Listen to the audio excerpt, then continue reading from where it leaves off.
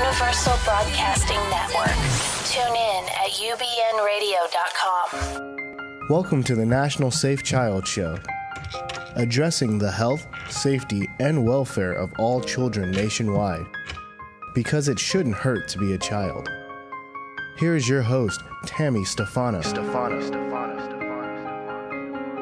Hi, folks. Hello.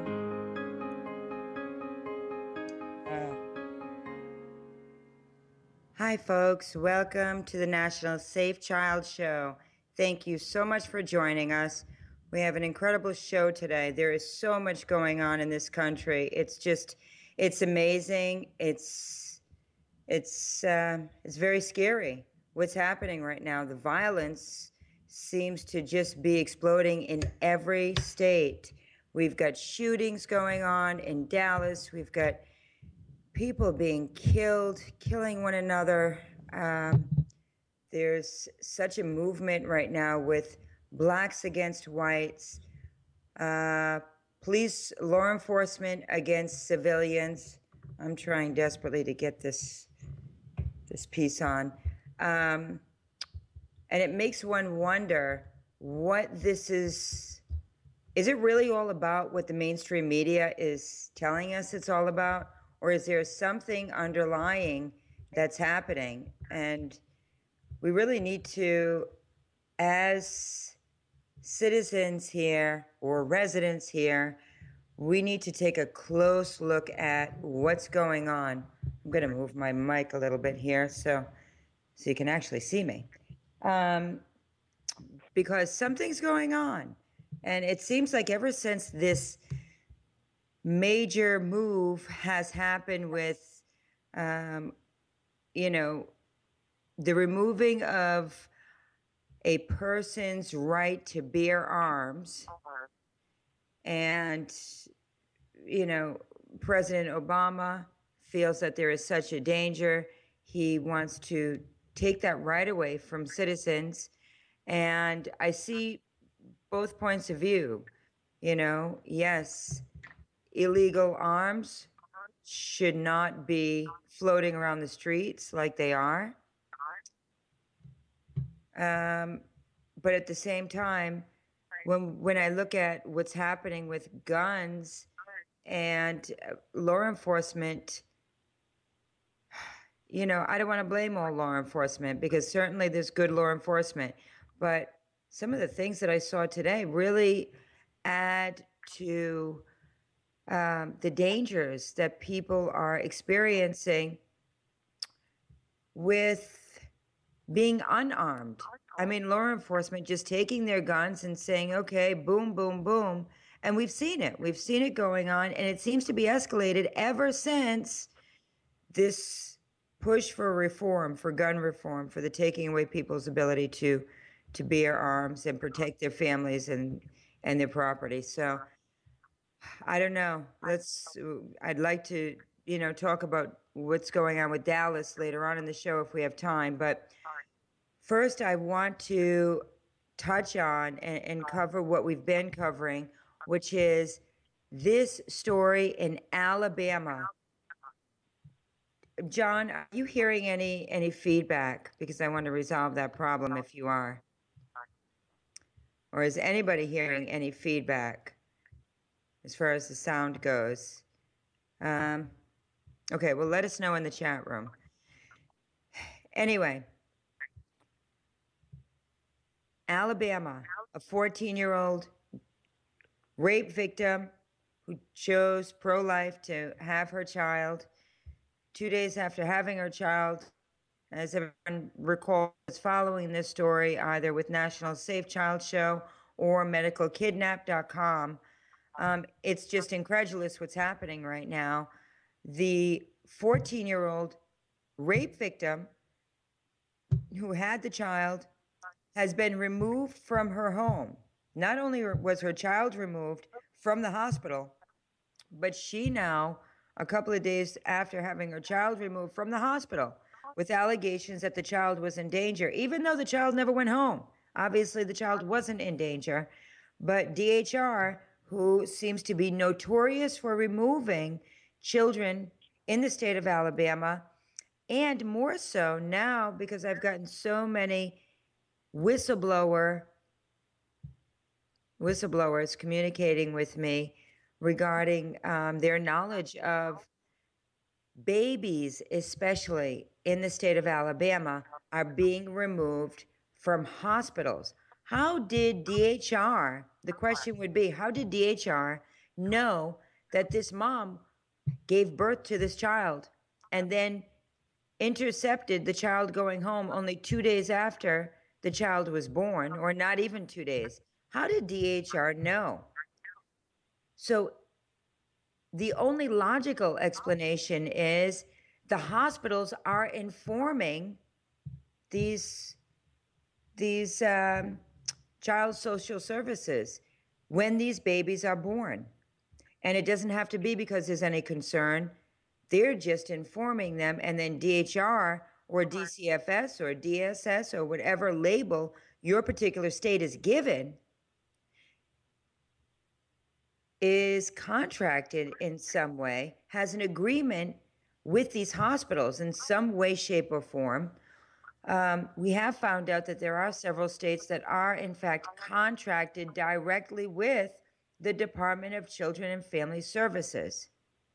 So when these children are born, they get a call. So they can be made privy before these children ever go home. And we are also informing the public, if you're not aware, which so many people at this point are, and not by mainstream media covering it, is that these entities that are taking these children, intercepting them ever going home, there is a financial incentive. And these babies that are on a list, there is a waiting list of parents who want babies. And these babies are put on this list, 2 days old, 1 day, 1 month old, 2 weeks old. And this list is of parents that cannot have children or want more children, and they only want infants. How do you fulfill that list? Well, you intercept babies ever going home, and you intercept them from families that cannot afford high-paying attorneys to put a stop to it, to put a halt. This is a human rights violation, folks. This is a civil rights violation. This is a violation of a person's civil liberties to be able to parent their child. And we have got to address this. And if mainstream media refuses to, well, I encourage everybody, take a look at your state, take a look at how many children are being intercepted. Get this conversation going, because your child could be next. Make no mistake. Do we have somebody on the line with us? John, I don't hear anything.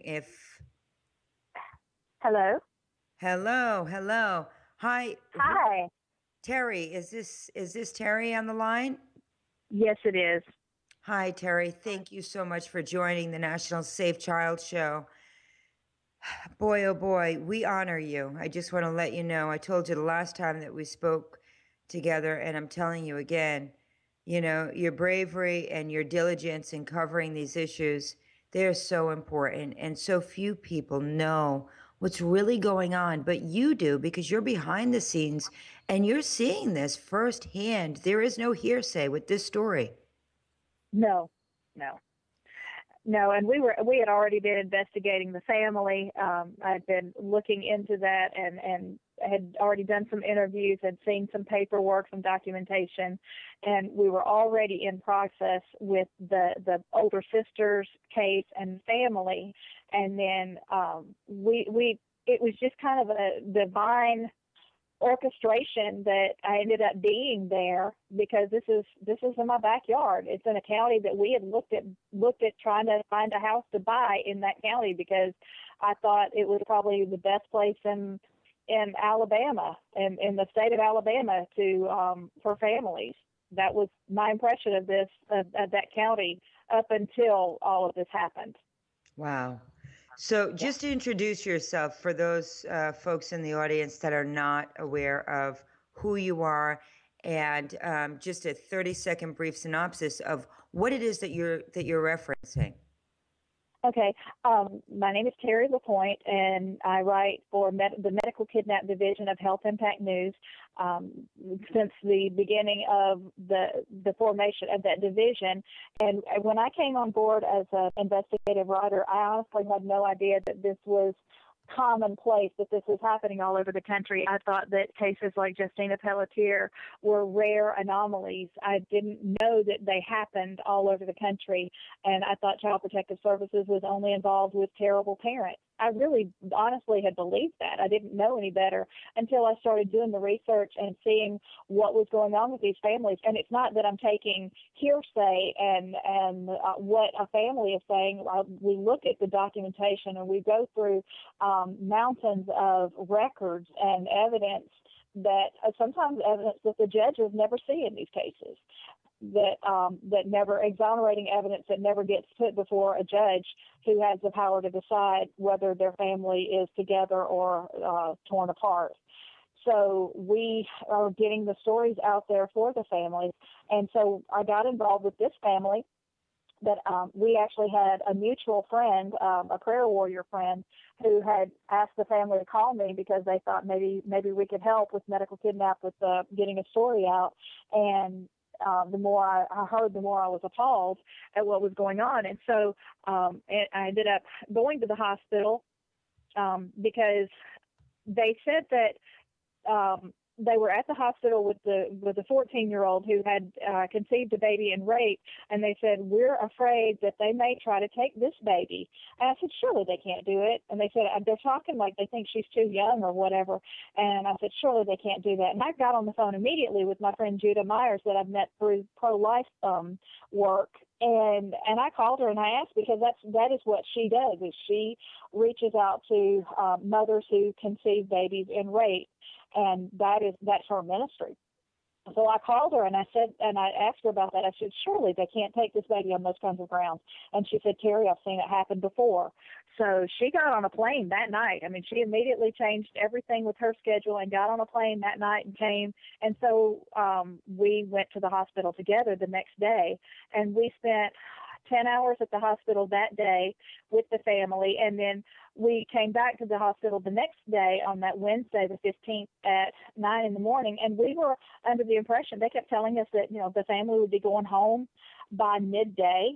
She booked her flight to go back home, and we were all thinking it was going to be over, and this was just a family that had been through so much, and they were just afraid, and maybe they were needlessly afraid. But we decided that we were going to stay and see it through. Right. And that's when we ended up seeing them completely change their tune, when they figured out that we weren't going to leave and they were going to be. I really think that they thought we were going to leave and then they would do this all after we left. But I'll tell you, it seems to me that everything that they were expecting, they seem to be bullies. They've had a bully mentality with so many other families, because we've been contacted by so many other families that have gone through a pattern situation. And the difference with this situation is they've been brought, light has been shed on this particular family, and it has kind of skyrocketed now to other families saying, this is what happened to me. And I did reach out to mainstream media, but I never got a return call, or, there was no follow-up. And so here we are now. And boy, thank you for covering this, because our babies are being kidnapped right from the hospital. Yeah. Do you think that that's really the case, Terri, that babies in the United States of America are being kidnapped right from the hospitals by a government entity? It was very interesting that the hospital social worker had said, well, they had to notify DHR because there was a flag on the file because she had been raped. And I thought, well, why did you have to notify them? That didn't even make any sense. But because she was a minor and she was raped, that's how DHR got involved with her. And they said they were required by their protocols to notify her, and we asked to see protocols, and we didn't, and they never would show us them. So it basically, I from my understanding, what I'm learning is that if Child Protective Services has any kind of a flag, they notify the hospitals to watch out for certain babies being born, and then if they come in, then the parents never leave the hospital with their baby. They have no say-so in the matter. Who does a parent go to when this happens? I mean, Alabama, as we know, there's many of the Alabama families, let me say it this way, that seem to be targeted are not families that have an overflow of funds to be able to address this in the legal arena. Right, and I know that this family had an attorney that had been involved with their family, and they tried unsuccessfully to reach that attorney the whole time they were at the hospital. They tried a number of times and were not able to get in touch with the attorney. So they had no attorney that they could reach. And how many people that have a baby have an attorney on speed dial that they can call just in case they try to pull something like this? I don't know of very many people that really think to have an attorney on speed dial when they go to the hospital. When I trained as a doula, that wasn't on our checklist of things to bring to the hospital, having an attorney's phone number. Doulas don't think of that. Nobody thinks of that. Right, of course. Why would you? There would be no reason. There would be no reason. So here we are. We've got a 14-year-old mother, but she wasn't the first one that you got involved in, as you just stated. But just for clarity, this family as a whole, we're talking extended, we're talking grandparents, maybe cousins, brothers, sisters. This family as a whole has been attacked for a number of years, is what's being circulated. Right. And I want to say that the grandparents have some other children whose children and their families are fine. They're not targeted. They're not even in the state, and they haven't been targeted at all. So it's not like everybody in the family is, but they've gone after the one daughter's children. And that one daughter has had some issues. She's had some struggles, and like good families do, you step in and you're there. If one family member is struggling and they've got children, then family steps in. That's what's normal. That family helps to pick up the slack and be there. And that is what was going on for many years. And the grandparents were always maintaining hope that the daughter would end up, getting her life right, getting back on track. And it happens. We've seen it happen in my extended family with relatives, that family is there and that person gets back on track, and then you get everything's fine. But when you've got the court involved, then the court has a say-so, and they don't seem to have any mercy or forgiveness or understanding that things change, and people get through tough times. Right. So here we are. Again, I ask you the question, do you think that government, have you ever heard, take away your opinion, have you ever heard from different parents that contact you that government is stealing children? Yes. Parents have said that. The government is stealing our children. Children that are 15 years old, children that are 17, children that are 10, children that are infants. What age group seems to be the most prevalent, the most popular for the government, according to these stories? The infants are very much a target, the newborns, but then they can be any age. They really can be any age. Now, let me ask you something. I'm sorry. Go ahead. Go ahead. Okay, that's okay. And when you say any age, have you heard that when you hear these stories, that the older the child gets, typically there is some disability associated with the older child? Oh, very much so. They, many times they're the ones that are the medical kidnappings. They've got a medical issue going on, and either there is a cover up by the hospital of malpractice. So if they get them into the system, then the parents doesn't look like the parents are able to sue them for medical malpractice if they get them into the system and start accusing the mother of, say, Munchausen by proxy. Right. And then, or there are kids that seem to be worth a lot of money to medical research, like Justina Pelletier, the Daigles, Isaiah Ryder, those kinds of cases where they can be used for medical research. And then once a child is labeled special needs, if they're on medications and that kind of thing, then the state gets more money for them. So, and that's provable. That's documented in the Title IV-E funding laws. So there is a financial motivation to get the older kids, especially if they are special needs. Wow. Or so, sick. Right. So let me ask you something, because I did some research this week and I was shocked at what I discovered. And, you know, I'm not a research expert, more than there's some great research experts out there. But I did my due diligence as far as what I had the time to do. I couldn't find any teenagers that were covered in any of these stories that did not have a disability and was taken. Or when I say did not have a disability, I think you're right. Except for with the exceptions would be the ones that were taken into the juvenile system. There would be the one in South Dakota, the young man who died after 2.5 months in a facility, and that was actually not through the child protective system. That was through the juvenile system, because he had I think he had smoked pot.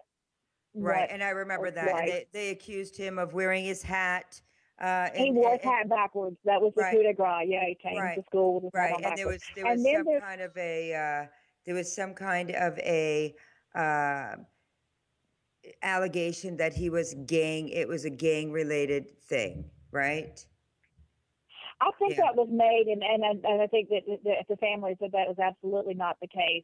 And then there's the O'Donnell Twins in Michigan who had posted something on Instagram with some marijuana related something that it didn't show that they had actually smoked marijuana, but they got in through the juvenile system, and Child Protective Services ended up taking them. And it's an insane story. Now, they were perfectly healthy girls, but they are literally dying now after being in the system, because one has developed anorexia, one has developed bulimia, and they're not getting the medical care that they need, and these girls have been punished way more than drug dealers have been for an alleged smoking a joint. And I'm not excusing that. I'm not excusing that, but what happened to cruel and unusual punishment, or making the punishment fit the crime? We've had a couple of presidents who have admitted to smoking marijuana, and they've gone on to become the leader of the free world. So absolutely, come on. So this we've got is two absurd. girls that are sentenced that seem to be sentenced to death. Unless something changes, those girls that's where they're headed. Right. And I'm not even exaggerating. They are really, really sick, and they're really not helping them. They're not, and they seem to be punishing them more and more in the twins in Michigan. But for the other kids, it is, as you say, they've got some kind of a medical issue going on. Either they've gotten sick, or they've got some kind of a disorder already. Right, absolutely. And that's what I'm seeing the most of, other than if it is a juvenile situation, which are far and few in between. And interestingly, I'm doing some research now on, how this whole juvenile court system came to be. And, you bring up a very interesting statement that you just made. You know, cruel and unusual punishment. And the bottom line is that is exactly why in 1899 in Chicago, Illinois, you know, the courts got together and said, we need to separate the children who are committing crimes from the adults, because before 1899, you committed a crime whether you were a minor or an adult, and you were punished in the same way. And the punishments were based on adult punishment. So these children did, in fact, have to endure cruel and unusual punishment based on the fact that they were a minor, okay? And they certainly didn't have the knowledge or the wherewithal that an adult had, having committed a crime similar. But they were punished in the same way. They were placed in adult penitentiaries.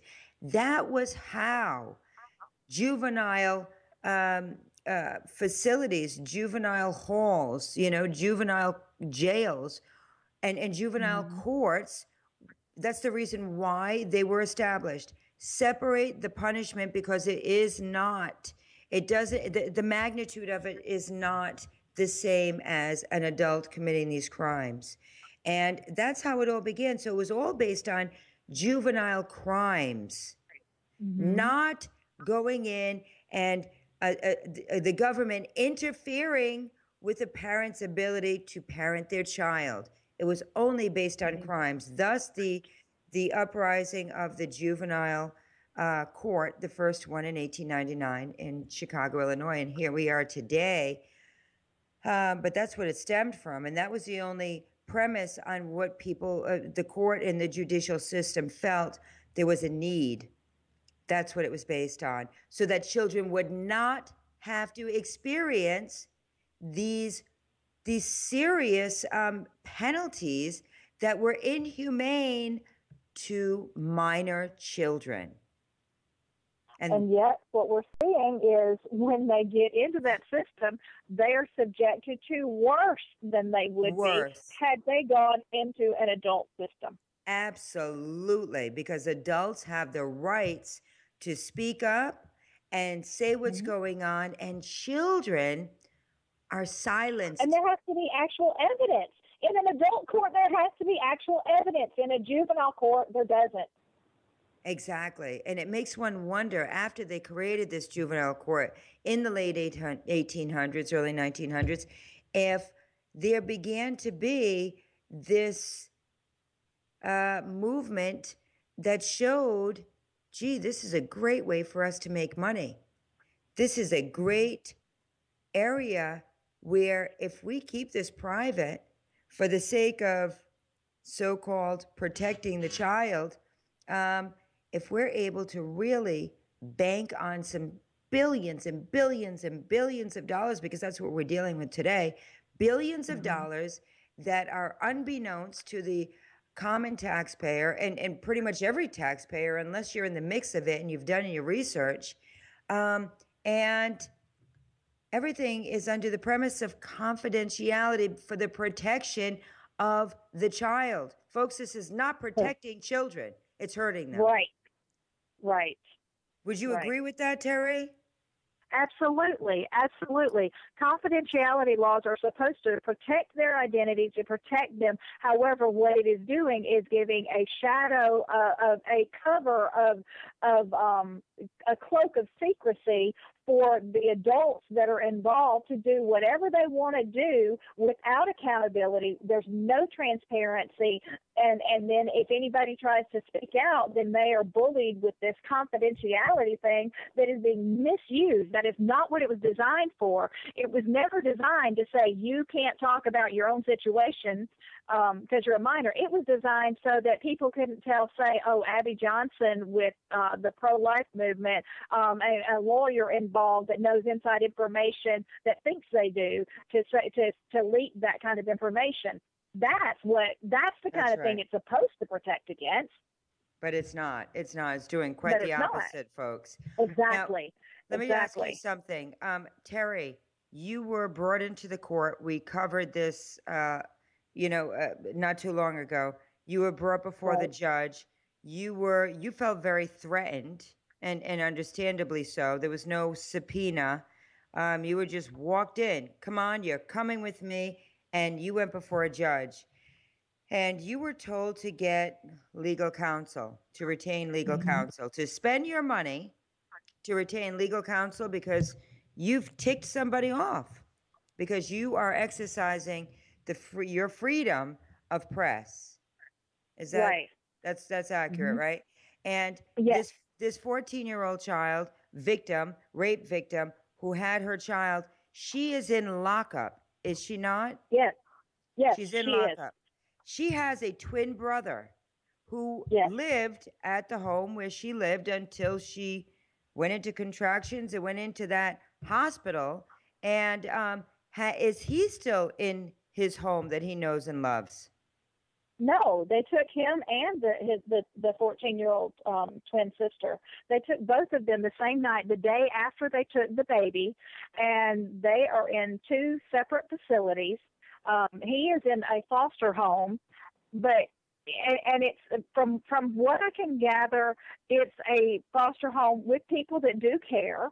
That they're sometimes foster It parents doesn't are good, matter. loving people, It doesn't but he's matter. not home. He wants to be home. That's the point. He's separated from his twin sister for the first time in his life, other than when she was in labor, and had the baby. And then he wants to be home. That is his home. He is separated by several counties.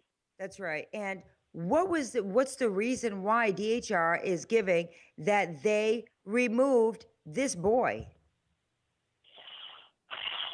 That's kind of funny that you asked that, because they took all of these kids with no warrant, no court order, and they kept on saying that they had a DHR pickup order. And so we actually assumed that at least they had a DHR pickup order. We asked to see it. The family asked to see it the next evening when they came for the twins. You know what? Nobody has ever seen these DHR pickup orders. The family hasn't they seen exist. it. The family has No. hasn't. The family No, has not seen. No. These are imaginary things. They're like unicorns. They're not. They don't exist. Okay, this is crazy, they don't happen. Folks, we have got to do something here. Terry, do you have the DHR telephone number? I want to get them on the phone right now. John, can we make a phone call? I want to call them live from the show. Or can we get the DHR's public relations telephone number? I want to call them live. I want to ask them what is required of them when they go in and pick up a child. Do they have to give any explanation to anybody? Or do you want Alabama? Do you want it for the state or for Shelby County? Well, let's go to Shelby County. Shelby County. That's where it's happening. Not that it excludes the state, because we've gotten calls from all over the state, from all over different counties. Okay. Kim Mashiko is the director for Shelby County. I'm looking it up right now online. Family and Child Services 205 669 3000. 669 3000. Okay. Is there a way, John, that we can bring this telephone number in? I can't, for some reason, I'm having trouble with my chat, and I cannot see a chat here.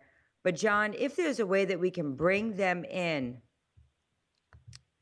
because this is just crazy. Let me say something.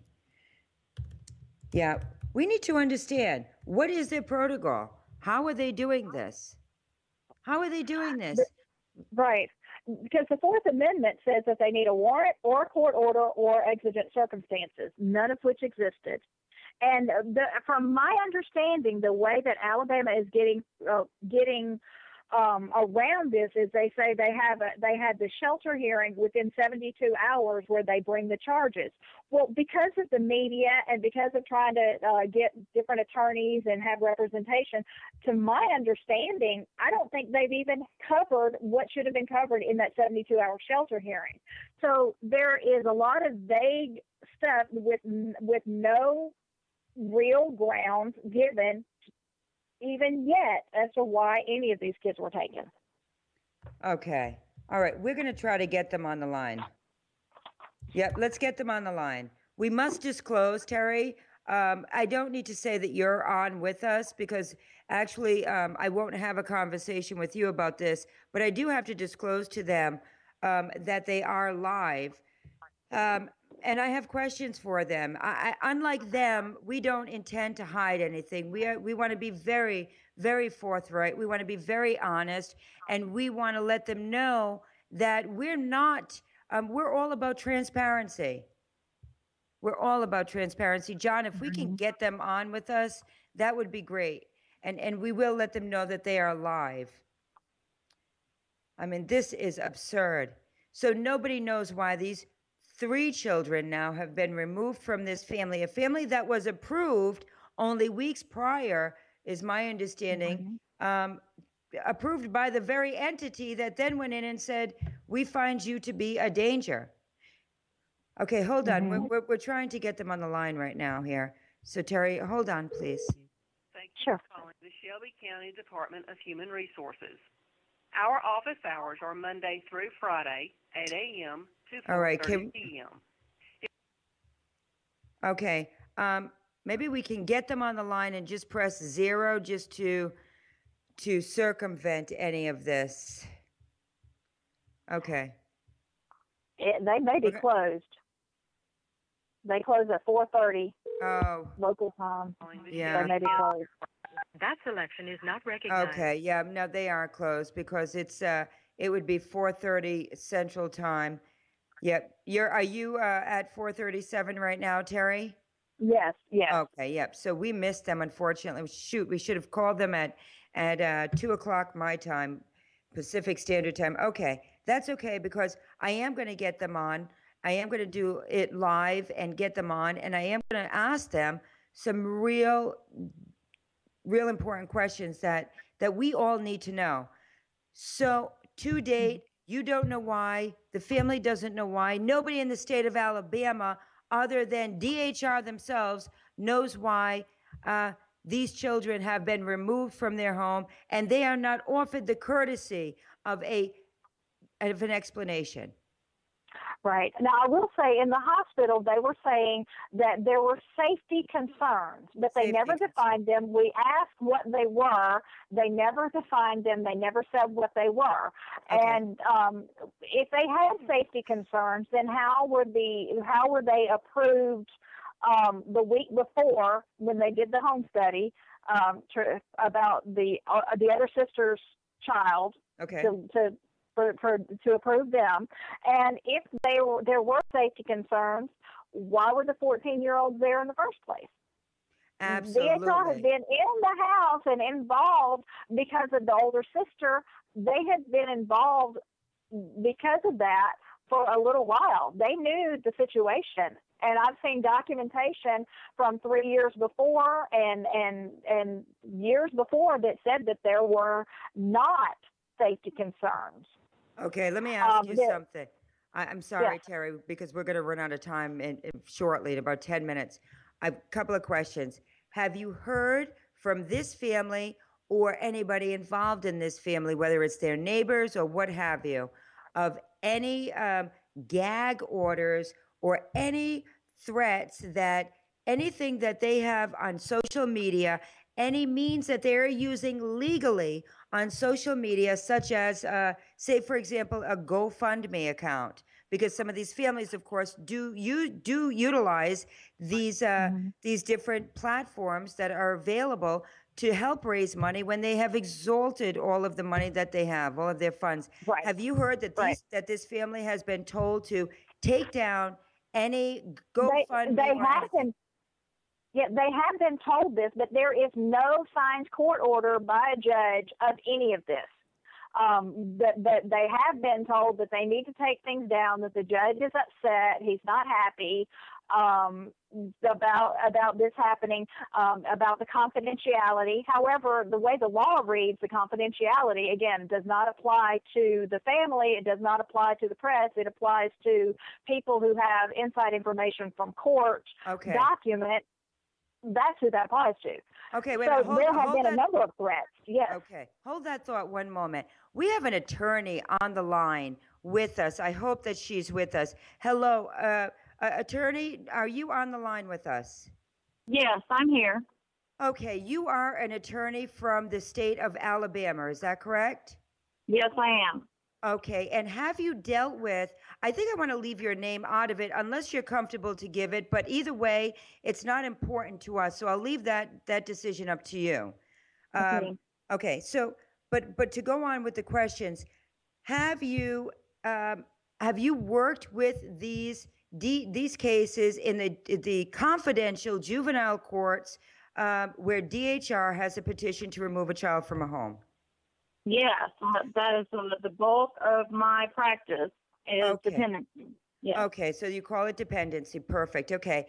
In the dependency court, do you feel as an attorney, having primarily worked in this area, if not always, that there is a disproportion to the rights and the transparency that parents are given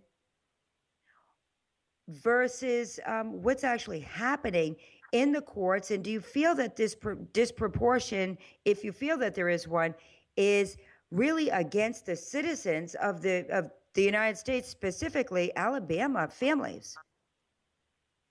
Yes, what I have seen is that under my understanding of these confidentiality laws and the people that I have talked to in Montgomery, other people that I've talked to, that these confidentiality laws, section 12, 15, 133, and through 133G, that they do not apply to the family being allowed to talk freely about what's happening to them and how DHR is treating them. So, unfortunately, what is happening now is that there are gag orders placed on the family where they are not allowed to talk freely to anyone about how they are being treated or their case, how it's progressing with anyone.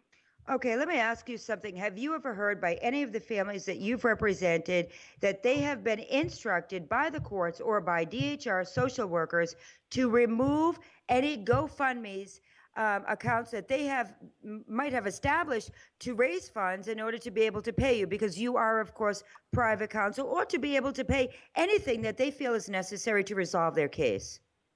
Yes, multiple times I have seen DHR will contact the parent and say, you are not allowed to have a GoFundMe page.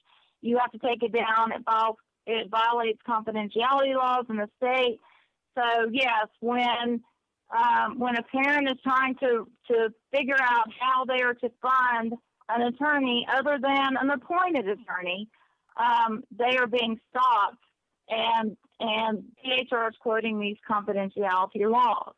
Okay, so the confidentiality DHR, if it's my understanding and yours, extends to anybody who puts up a GoFundMe trying to procure funds from friends and family, obviously, to help them with their case. And they're admonished and they're threatened. Absolutely, yes. I have seen that multiple cases. If anybody is online right now, and it doesn't matter because I've screenshot it all, you go on GoFundMe, .com right now, and you look under Adopting Baby Cheek, CHEEK.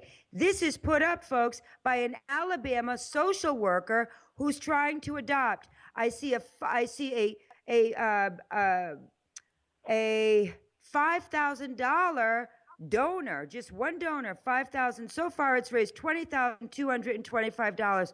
So evidently, DHR, it doesn't apply to their workers who are actually adopting the children that they're stealing. Isn't that remarkable?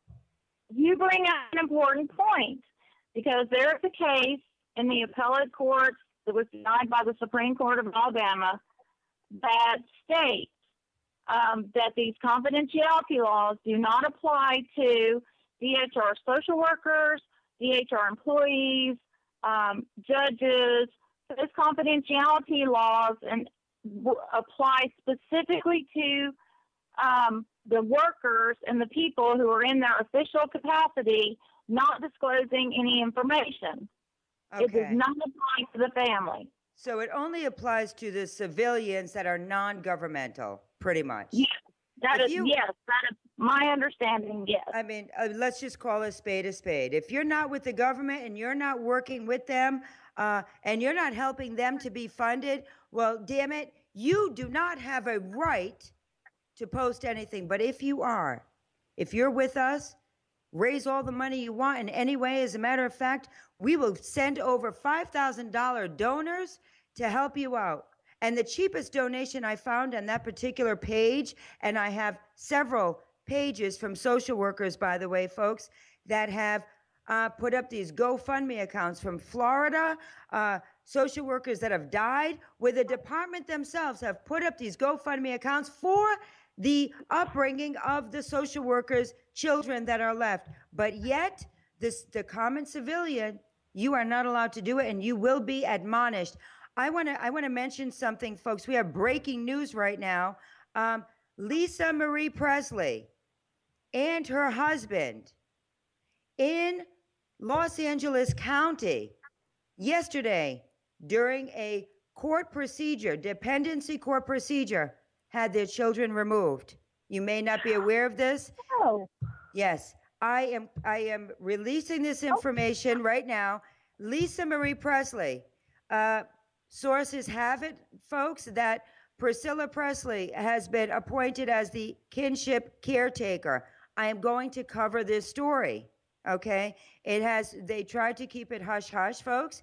This is big news, because what people don't understand is that celebrities are getting targeted too, and we are asking the celebrities to step forward, because it isn't just for the, as Bob Powell says, what does he say?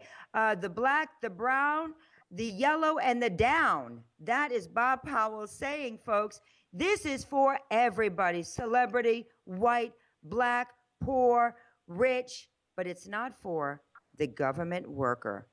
There was a social worker, folks.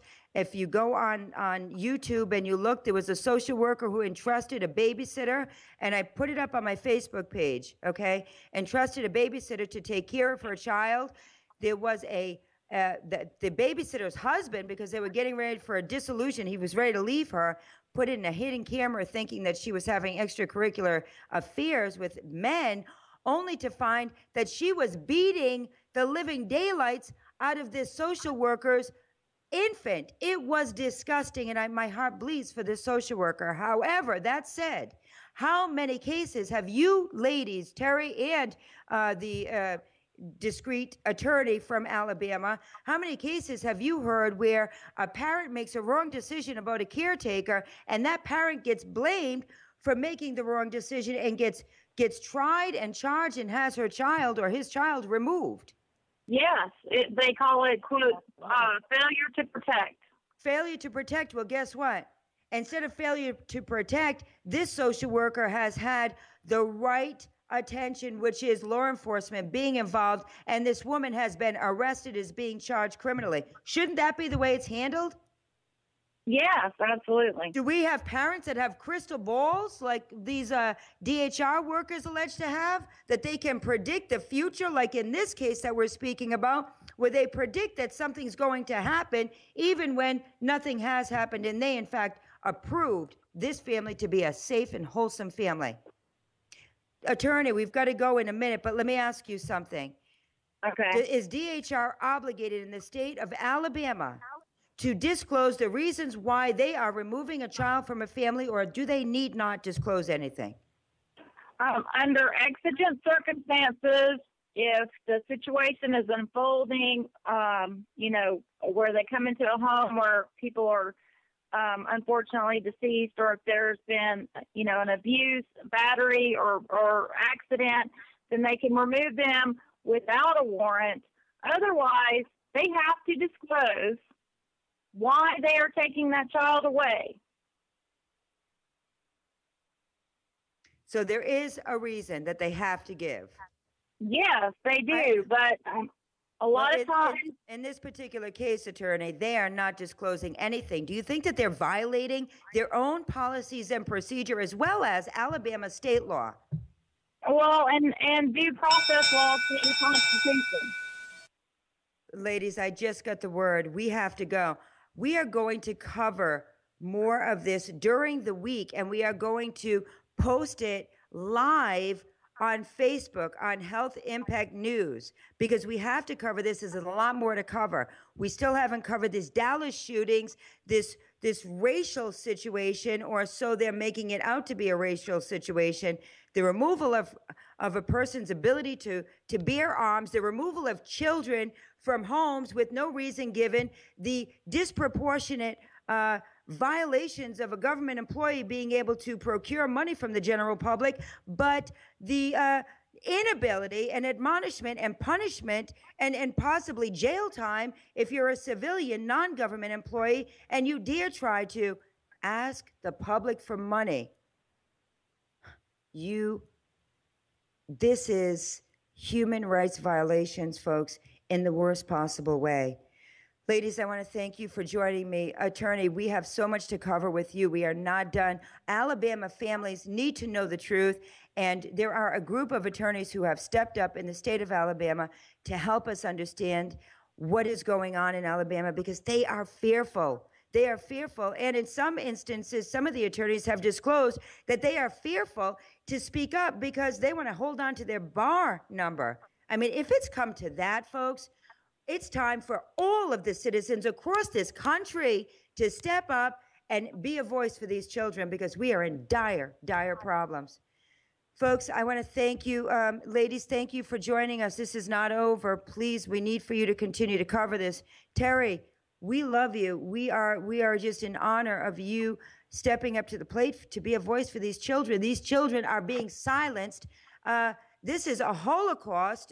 Forgive me, folks, anybody who is Jewish, I believe in the Holocaust, but I'll tell you, this is the modern day civil rights movement that needs to be brought forth and exposed in all of its egregious light. Absolutely. I agree. We're in dire need. UBN Radio covers these issues through National Safe Child Show. We've got medicalkidnap.com that writes about these issues. And if we are concerned about the safety and the future of this country and the future of our future leaders, which is the generation that is growing up, and they are being traumatized, folks, in the ways that we couldn't begin to imagine, separated from their families. They are raped and abused in the system, as the recent judge said in the state of Arizona. Being raped, being abused, being starved has become the norm when children are taken and put into state's custody. This was a Supreme Court judge in the state of Arizona, and she said it like it was. That is the real deal, folks. Wake up, America. Yes. This is not rocket science. I will see you next week on ubnradio.com. Watch us live, folks. National Safe Child Show. Call in, comment on the Health Impact News. This is live streaming right now on Health Impact News. We've got to get engaged in this conversation because Thank you for listening to the National Safe Child Show on UBN Radio. Thank you, folks. For past episodes, visit the archives on ubnradio.com. And for more information, go to nationalsafechildcoalition.com. The views and opinions expressed in these radio programs are those of the individual hosts and do not reflect the official policy or position of Universal Broadcasting Network. Shows that make you laugh. Shows that make you think. Music that moves you. It could only be one place. Universal Broadcasting Network. Tune in at ubnradio.com.